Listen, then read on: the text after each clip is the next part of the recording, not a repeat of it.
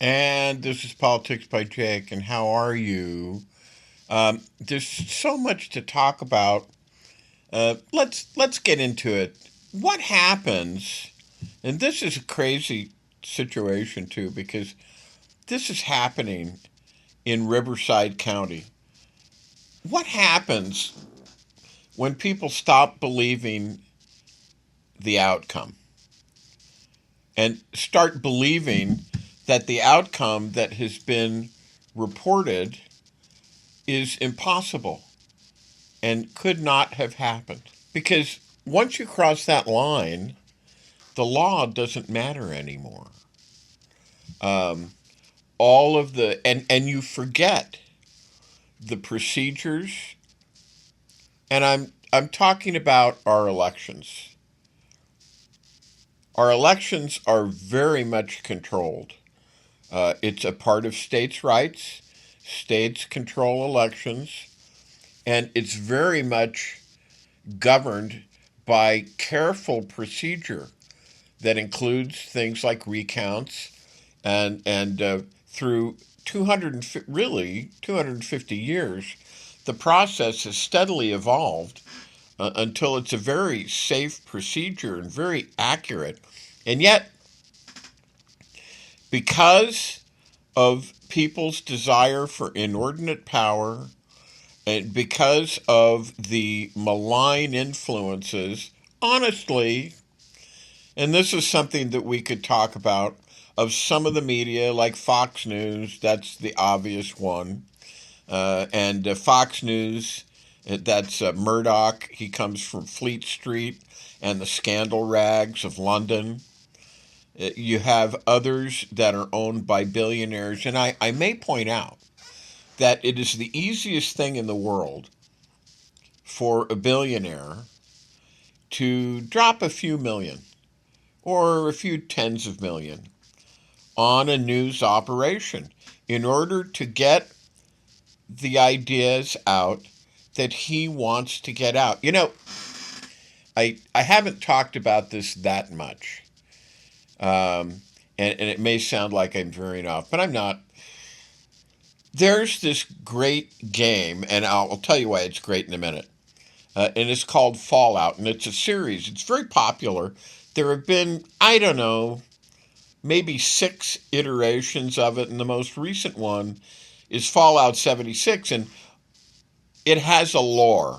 And people follow these things, and people play these games, and they're very important to some people. And the thing that impresses me is that you would think that a game that is made not necessarily for adults, although adults can play it, that's made not necessarily for adults, but for kids and for teenagers, would have such interesting things in it. Like, for example, once in Fallout 76, there are donut stores. And I can't remember the name of the donut store, but it's like Dunkin' Donuts, but it's something like that. And it's a chain. And in the various places that you go in Fallout 76, you can find these stores and you can go inside, and there are various creatures in there. It's the typical game stuff. And there's a poster on the wall that says today's special, coffee and a donut, $32. Now, what's being said there? I'll tell you what's being said. It's being said that this society, before it fell, and of course, Fallout talks about post-apocalyptic society.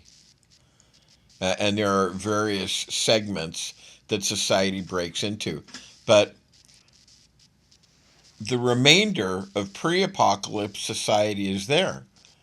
And you have this poster that says coffee and donut special, and it's got a picture of the donut, and it's got a picture of a steaming cup of coffee, $32.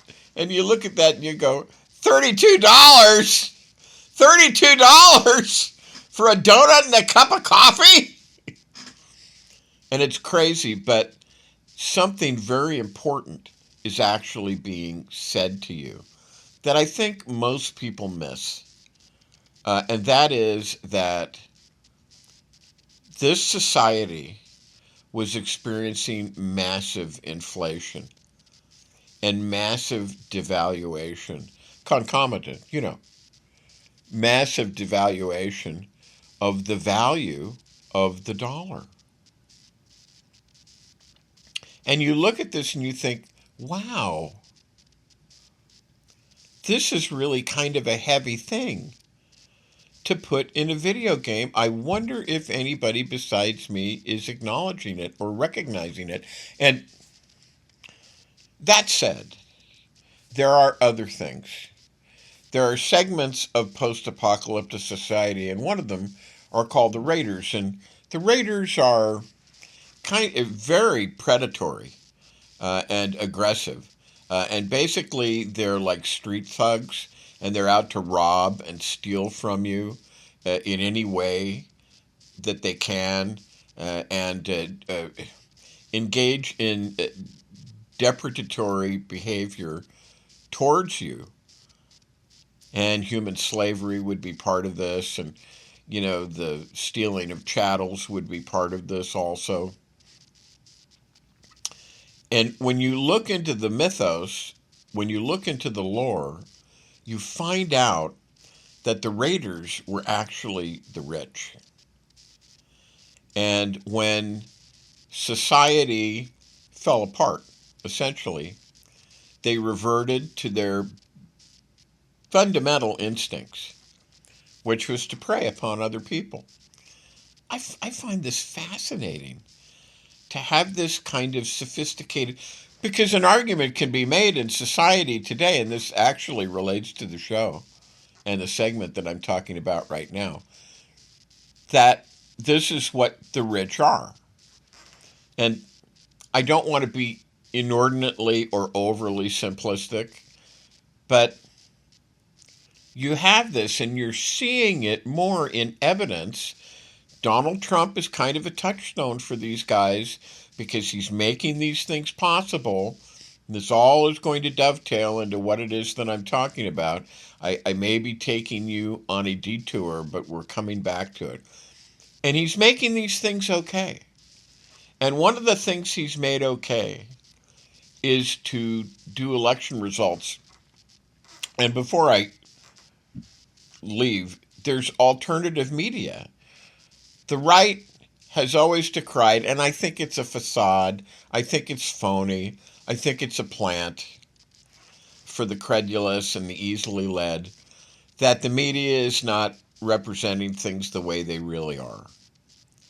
And that goes to the idea of people who stop believing in the outcome and start believing that the outcome somehow is impossible. And this is compelled and moved along by billionaires who purchase media outlets, and this is nothing for them, to purchase these outlets and move their own, hire a few shills, a few corporate shills, dress them up, give them wardrobe, put them in front of a camera, make them feel important, and have them spew out the ideas that you want them to hear. And we have these. One American News Network, privately owned. It's basically a family operation. Newsmax, a similar situation. Newsmax has actually gone public, and there's another story behind that, but the controlling interest is still in control of a family. And so you have this situation where they are now starting to take over regular media, and CBS News is one of their targets. And you look at this, and you have to wonder and think, why are these people doing this? Aren't they satisfied with One American News Network? Aren't they satisfied with Fox? No, they're not. That's the answer. This is the thing that is so hard for people to understand. And when I say ordinary people, usual and ordinary people who don't understand people who have a strong urge for impossible riches, millionaire, billionaire, trillionaire. This is beyond the comprehension and capability and expansion of the mind of most people to understand. Most people don't want this. If it was given to them, yeah, they might take it, but they're not actively seeking it. Their happiness doesn't necessarily lie in this, but for some people, and you've heard me say before that I think that this is really kind of a sickness. For some people, this is the thing. Also, power is a thing, money and power. And how do you get power? Well, you get power by controlling the news. And these rich people have seen how that Fox has done this so incredibly, how Trump has done this so incredibly. What was it? Something like 31,000 lies? Some poor guy, he must have gone nuts trying to calculate this, but he calculated and it was like 31,000 lies in Trump's first administration. To the point where people don't even pay attention to it anymore. But the message is getting out, and these other rich who are so inclined, and in so saying, I'm not saying that there are rich who are not so inclined, that there are rich who are not charitably oriented, and who are outward bound in a good way of using their money to help other people. I'm not saying that. But there are these other kind too, and there's a lot of them. And Donald Trump is their touchstone because they see that Donald Trump can lie and get away with it. Donald Trump can be on the media, and he can say impossible and crazy things. And there's, like I said, a group of credulous people who are easily led, who are engaged, and I've talked about the Jungian thing, which I refer to as the Jungian thing, a collective psychosis. And perhaps we should talk about that a little bit more in the same segment, in the next segment. The wounded leader and the wounded followers. And at this point, let's take a break and have a couple of messages, and then we'll be back, and we're going to talk about this some more. And this is Politics by Jake.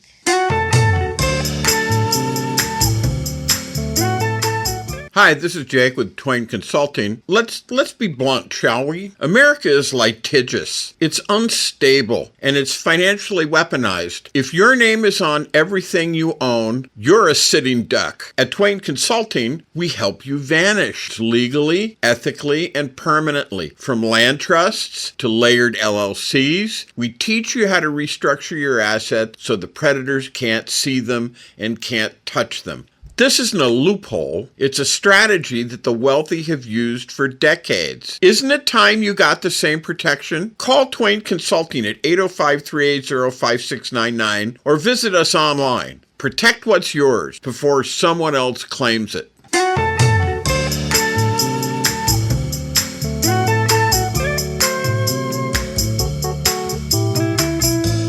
All right, and this is Politics by Jake, and we are back. And we've been talking about, and it's kind of funny to say it. I mean, I don't mean to characterize it this way. I mean, I do, but I don't. What I don't mean to do is I don't mean to overstate it. We're talking about the rich, and depending on where you were hopping and skipping and jumping around in the show, you may have thought that I referred to the rich in the Fallout 76 lore, and Fallout 76 is a video game, very popular video game, as raiders who were predatory and who basically robbed from everybody in order to support themselves. And this is, of course, a very interesting paradigm. And I would not say that this is not a correct paradigm, but I would also not say that there are people who are responsible with their riches and they want to do things for people. They want to help people. And there are some, however, and we think, well, when you have these riches, you're in control, but actually you're controlled. And we probably ought to do a segment on the show about that. We're not going to do that now because we'll go too far afield. But we were talking about, in the first segment we started, when belief overrides the law. And we were talking about the power of our state elections and how secure they are. And how, yet, notwithstanding this, when rich men who are able, as I said, it's nothing for a rich man to drop a few tens of millions.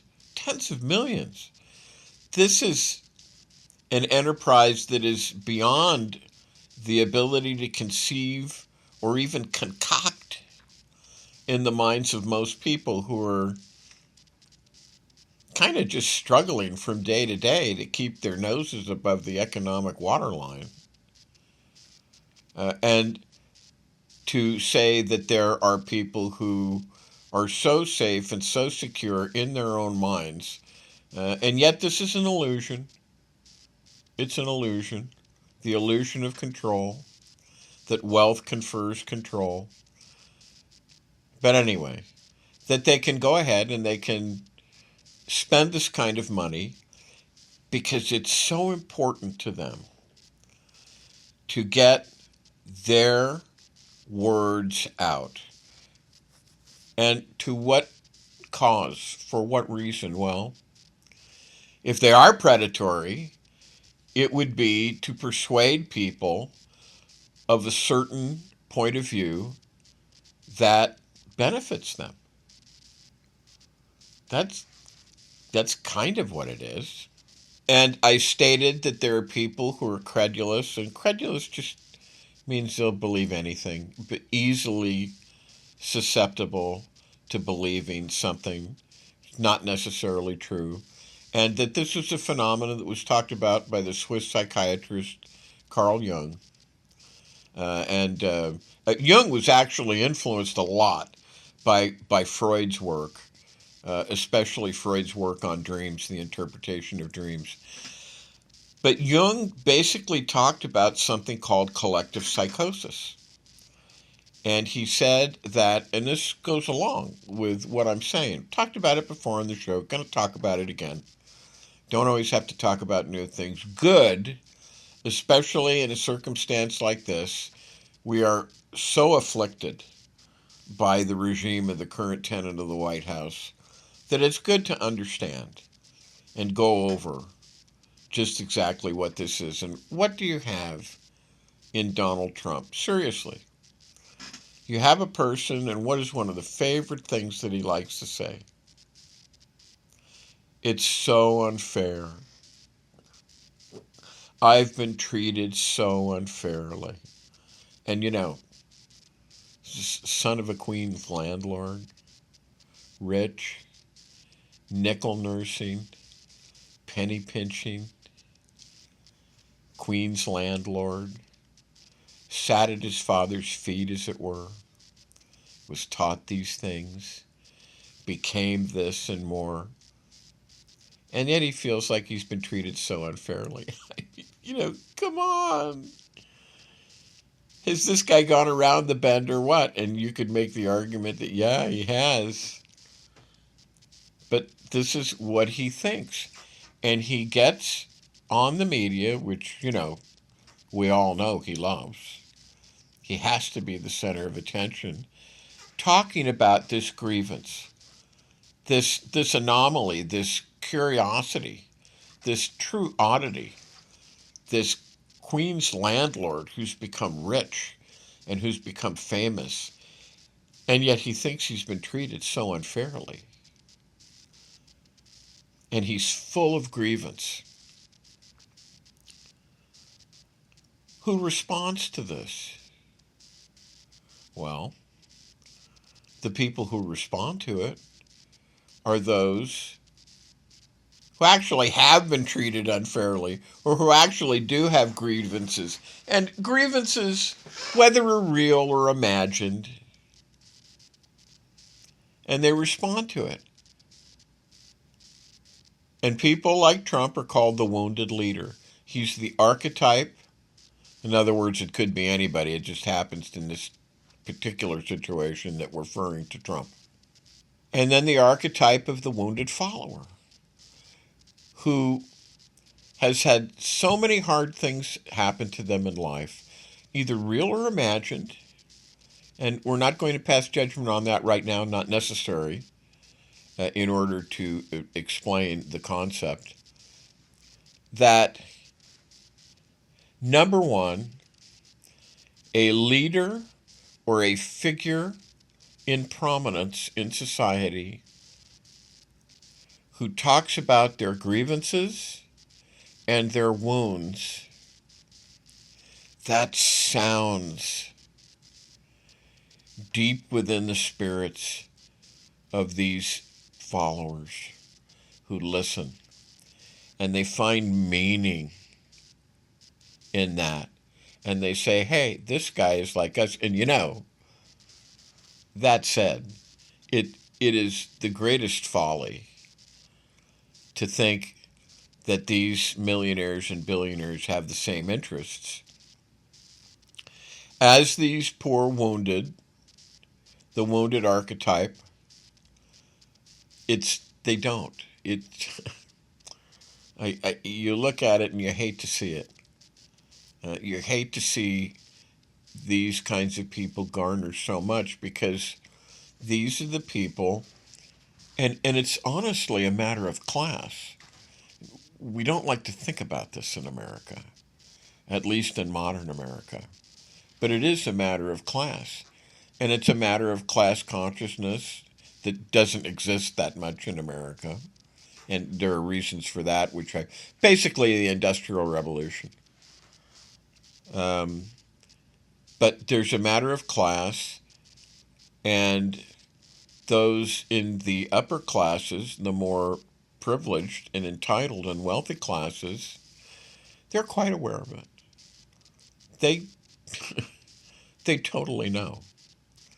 It's the ones who basically have latched onto the American dream, and a good dream it is, that look at it from a more egalitarian standpoint, equality for everybody, equal opportunity for everybody.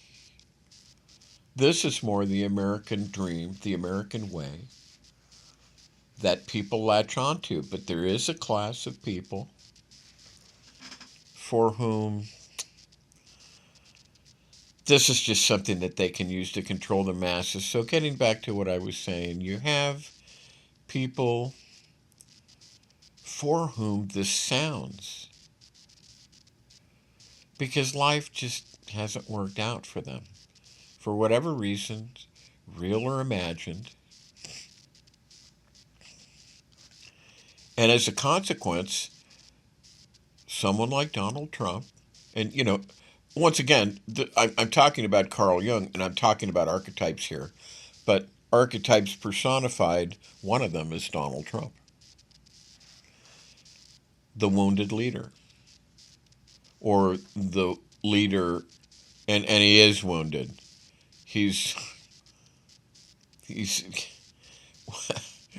when you talk to mental health professionals, including, but definitely not limited to, his own niece, Mary, who is a board-certified psychologist, they will tell you that Donald Trump is a deeply, deeply mentally and emotionally troubled individual. Deeply. So there's your wounded leader, okay? There's your wounded leader, your Jungian archetype. And you have the followers who inexplicably sound with the wounded leader, and in whom the wounded leader finds a following. And Jung says that once that happens, you actually have something called a collective psychosis, where when outcomes don't line up with people's beliefs, and this is facilitated by media that, based on the touchstone of Donald Trump and others like him, not just Donald Trump, there are many others I could name, but Donald Trump is perhaps the most bombastic and the most spectacular of them, as far as the lies that he tells and the ridiculousness that comes out of his mouth, who start actually believing that things are not as they actually are. And one of those things is elections. And at this point, let's take another break for a message or two, and then we'll come back and we'll continue this discussion. And this is Politics by Jake.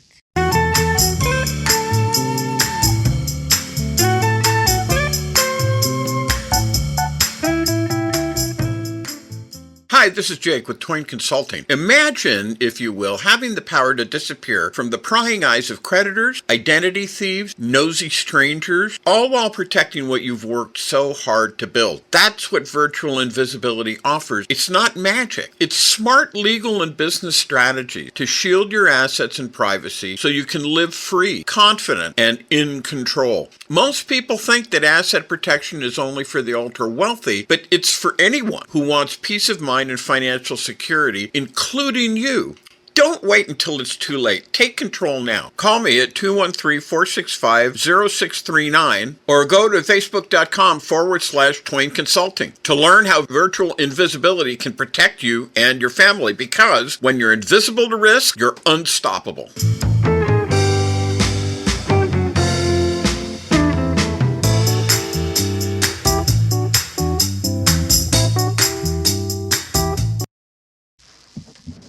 Okay, and this is Politics by Jake, and we're back. And we were talking about Carl Jung, and we were talking about the special situation you have, which he called a collective psychosis, and I explained it in the last segment. I invite you to re-listen to that, as you can do on KCAA. You can listen to my podcasts. You can also go to YouTube. I have them up on YouTube at Politics by Jake. YouTube.com at Politics by Jake, and you can listen to the shows. Also, a lot of great clips that people are, and by the way, let me, and I too often don't do this at the beginning of the show because my mind is compelled by the messages that I want to get out and the things that need to be talked about. And so I have to apologize to my listeners and my viewers who become listeners when they come and listen to the audio show here on KCAA.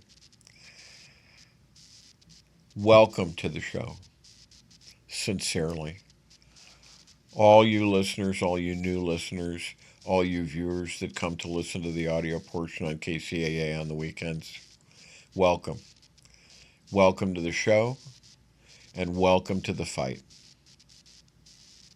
Welcome to 2026. Welcome to the impending midterms. And it is going to be a fight. Because the forces that are aligned against, quite honestly,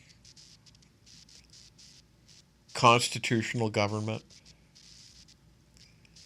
usual and ordinary procedure, about which, as long as it's aligned with the Constitution, there's nothing wrong with. I mean, there may be partisan things that happen. You can point to those and you can complain about those, from a partisan standpoint, but if it falls within the bounds of the Constitution, but there are plainly things that are anti-constitutional. Plainly. And one of them that we're talking about right now is, well, there are several things, but we're using the example of elections. So let's go ahead and talk about this in this aspect of collective psychosis that unfortunately all too many people in the country, and when I say all too many, I'd say about 25% of the population that are people. These are the people who come on my social media and say, this guy's crazy. And they say, what a moron you are. It's great. I love the back and forth. I love the give and take. And it's humorous to watch them. But these are the people who are so affected. It's about 25%, at 30% at most of the populace. So say in between 25 and 30%. And they are the MAGAists.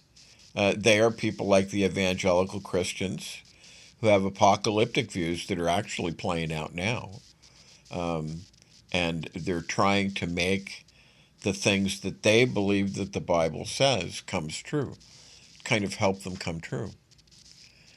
So all of this winds up that you have people who stop believing in reported outcomes and start believing that the outcome that reported is in fact impossible. And this is, of concern, because once you cross that line, the truth doesn't matter anymore. The law doesn't matter anymore. And that sounds dramatic, and, it is. But it's actually very simple. And a lot of these things are very simple. One might look at these things and try to get philosophical and wax philosophical in their minds and trouble themselves unduly and unnecessarily. But it's actually very simple. If you're convinced, and we've talked about this on the show, the importance that certain people who are compelled by a desire to exercise inordinate power and are compelled by people like Donald Trump, who plainly lie and who plainly act in violation of the Constitution and who plainly act against the best interests of this country. You have a situation, for example, where Donald Trump has now, and this is actually about a week and a half, maybe 2 weeks old, reduced the sanctions on Russia as far as, oil is concerned. And for Belarus also, which is interesting, but Belarus is in there also. I don't exactly know why Belarus is in there, but Belarus is aligned with Russia. And this is helping Putin. And we haven't talked too much about this, but there's just a strong suspicion that Trump is compromised and is essentially a Manchurian candidate of Vladimir Vladimirovich, because that's his name, Vladimir Putin, and is being controlled by him. And this is plain to the view of many people. Many people see this, and they can see clearly, and yet he does it. And he doesn't stop. And these are the kinds of things that I'm talking about. Things that are against the interests of the United States. You have, as an example, let's just use this as an example. Putin is giving the Iranians, who Zelensky referred in his recent speech to the House of Commons, which, once again, this is a couple of weeks old, but it's fairly recent. Zelensky, the president of Ukraine, fighting the good fight against Russia. Russia, after 4 years, losing spectacularly in Ukraine, referred to the Iranians and the Russians as brothers in hatred, which is, wow, that's really telling it like it is. Brothers in hatred. And Iran, one of the first things they did, and this is pretty intense, and it has put our troops in great danger. And we have troops in the Middle East. We have troops in the Gulf. We have them all over the place. Iran has destroyed the radars in many cases. They destroyed one item that was there. It cost $1 billion to fix. And it's got to be repaired. There isn't any trace. So, in other words, this has put our troops in the situation where they don't have the early warning on attacks from Iran, which are going to be basically missiles, and they could be aircraft also, but mostly missiles, and they have only a couple of minutes warning, which is not enough time for them to protect the military assets that are there. Do you know why Iran is able to do that? It's because Vladimir Putin, who has substantial satellite capabilities, look-down capabilities, has pinpointed all of those things and knows where they are. And he has conveyed that information unstintingly to the Iranians. If it were not for the fact that Russia gave this information to Iran, Iran would not have been able to do this. Iran would not have been able to attack these radars successfully. There might have been the odd radar array or installation that they might hit. But they've hit and devastated these things. And of course, these things are not being reported. And this is one of the reasons why you hear some people, many people in the media, there are leaks coming out that's saying that basically we're losing. This is why. And the question then arises, who would do this? An enemy of the United States would do this. Who fawns over Putin? Who has recently lifted sanctions and encouraged the European Union to do likewise and lift the sanctions against Russian oil? Donald Trump. So you see, this is what I mean when I talk about plainly. And he's the commander-in-chief. And by doing these things, and by the way, more could be said. We could do a whole show on the way that Donald Trump fawns and appears entirely controlled by Vladimir Putin. But I just use what I have said as but one example. And this is why. He's the commander-in-chief, but he consorts with an obviously enemy, and I hate to say government. I think I would have to say government. I'm sorry, I would have to say government. The Russian people are not our enemies. The Russian government, headed by this autocrat, Vladimir Putin, it's our enemy. This is our enemy. If Putin gives Iran information to destroy our military assets and put our troops in danger, that is the action of an enemy. And if you have a president who consorts with someone who's doing things like that, a president who's the commander-in-chief of those military assets and those troops,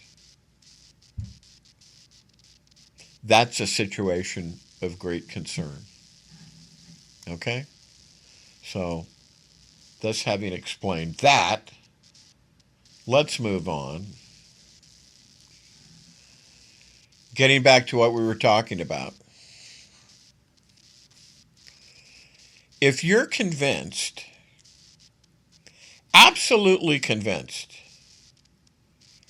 that your side represents the majority, and then something happens which you think should have won because you've been convinced, you've been persuaded by media outlets, and even by, your places where you go, your places of faith, your religious places, your social and cultural places, social media, so on and so forth. if you're convinced, absolutely convinced that your side represents the majority, then when you lose or when things don't go the way you think they should, that doesn't look like a normal outcome. It doesn't look like, oh my gosh, we lost. But it looks like fraud. It looks like manipulation because it's so inconceivable. You are so persuaded that it's impossible that this could have occurred. It can't be. What could it be? How could it be that there was fraud? Fox News said so. Newsmax said so. One American News Network said so. And various others. I don't mean to pick on those guys. Actually, I do. I take that back. I mean to pick on them. But they're not the only ones. Fraud. Manipulation. And when you see that, you think, oh, no. No, this is wrong. This can't be right. It can't be right. And it looks like something that must be corrected. And that's the starting point for actually what we're seeing right now in Riverside County.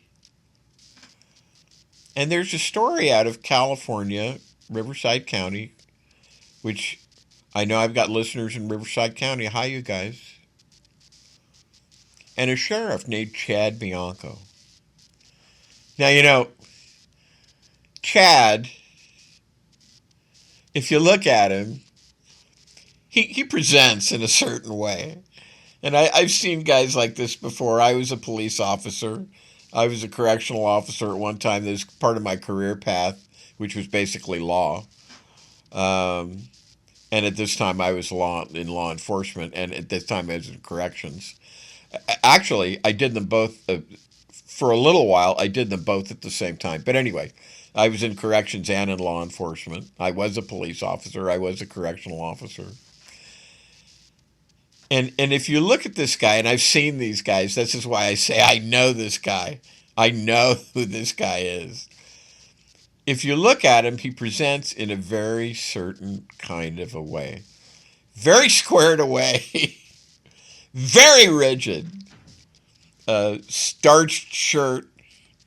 It looks like his uniform that he's wearing could stand up all on its own. That's how rigid it looks. He's got the badges of his office, and he is the sheriff of Riverside County. 4 stars on each lapel of his collar. 4 stars. That's 8 stars!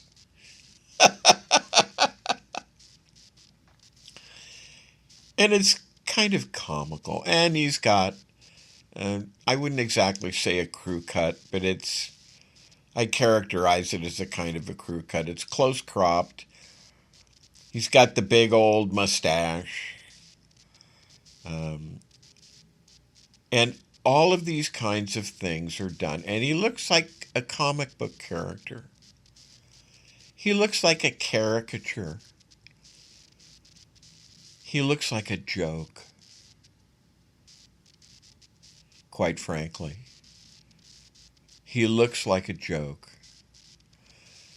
The problem is that people respond to this kind of a presentation because it signals authority.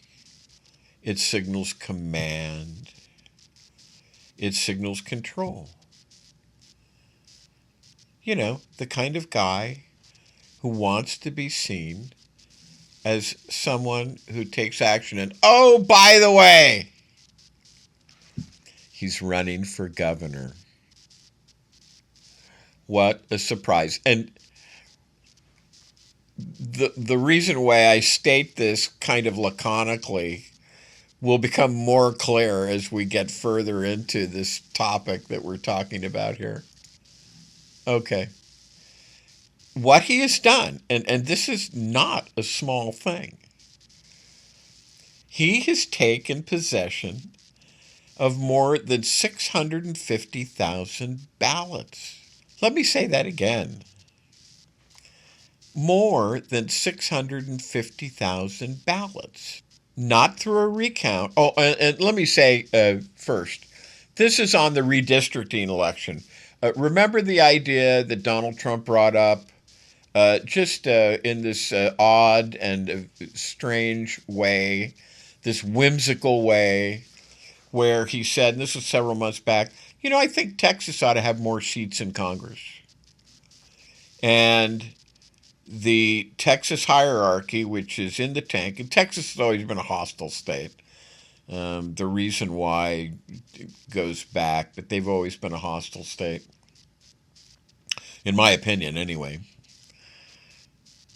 They hastened to make Donald Trump's, and it's embarrassing because we live in a, but anyway, they hastened to make Donald Trump's desire come true.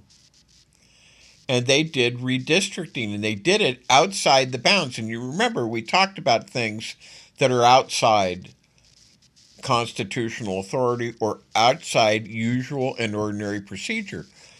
Redistricting is supposed to be done only once every 10 years. And why? Because that's when the census is taken. And you can get an idea of the various counties in the state and how their population has changed.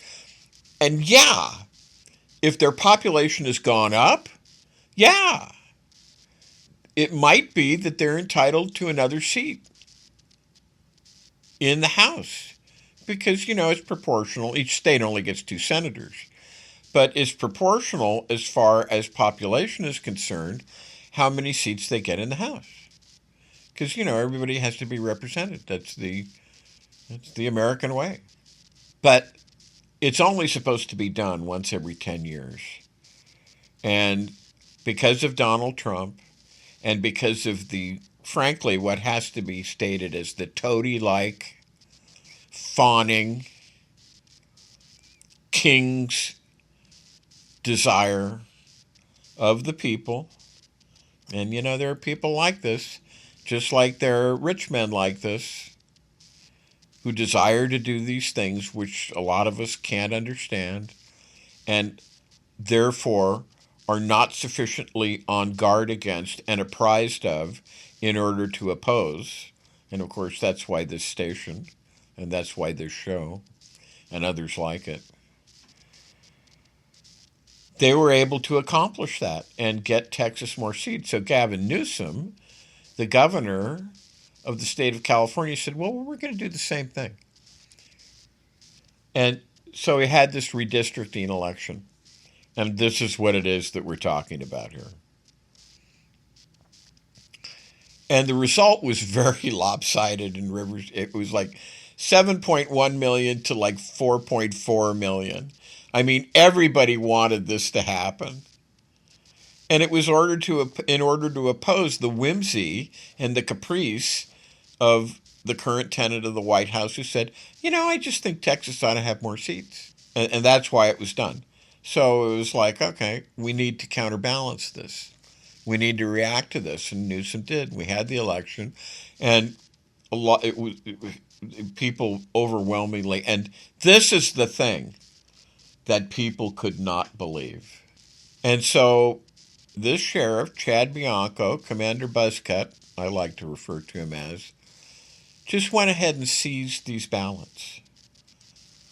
Not through a recount, not through an audit, not through any of the established procedures that are designed specifically to handle disputes in elections, but under the stated authority, under cover of law, not color of law, because I think this is incredibly problematic.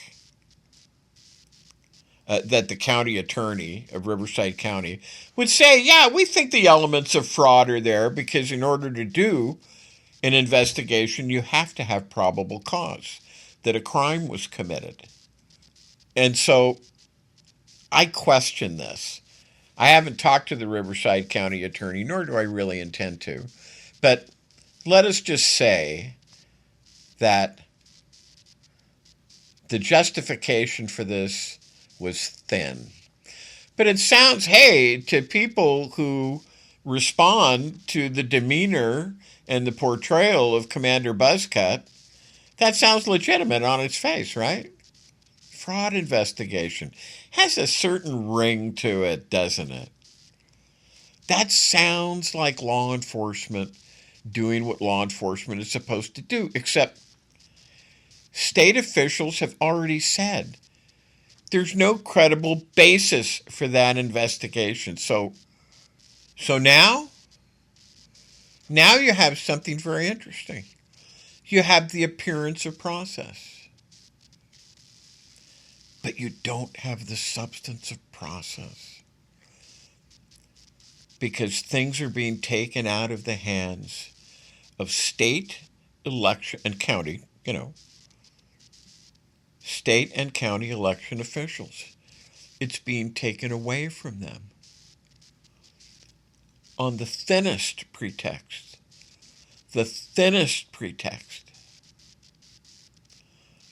Our constitutional method of government and of handling things, and this includes states' rights, yes, it includes states' rights, has been compromised under the most thin, and we're going to have to do another show on this, I can clearly see, the most thin justification, legal justification, almost no justification at all. And this is where things start to shift.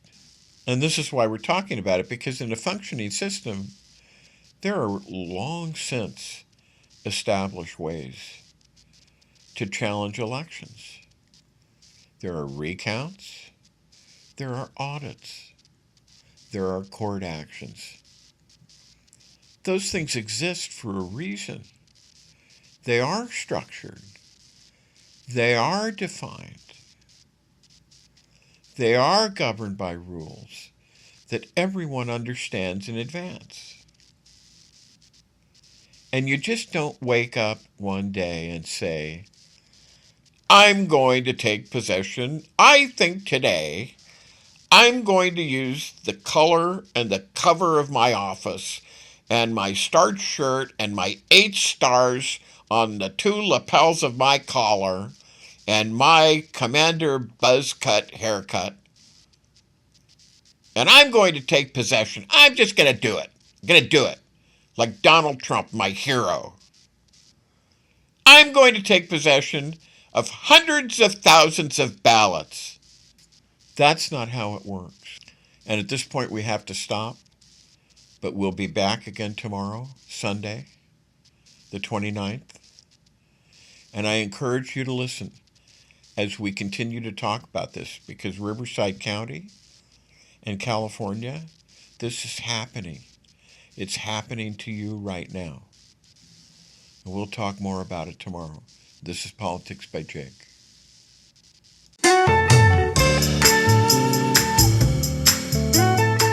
Hi, this is Jake with Twain Consulting. Let's be blunt, shall we? America is litigious. It's unstable, and it's financially weaponized. If your name is on everything you own, you're a sitting duck. At Twain Consulting, we help you vanish legally, ethically, and permanently. From land trusts to layered LLCs, we teach you how to restructure your assets so the predators can't see them and can't touch them. This isn't a loophole. It's a strategy that the wealthy have used for decades. Isn't it time you got the same protection? Call Twain Consulting at 805-380-5699 or visit us online. Protect what's yours before someone else claims it.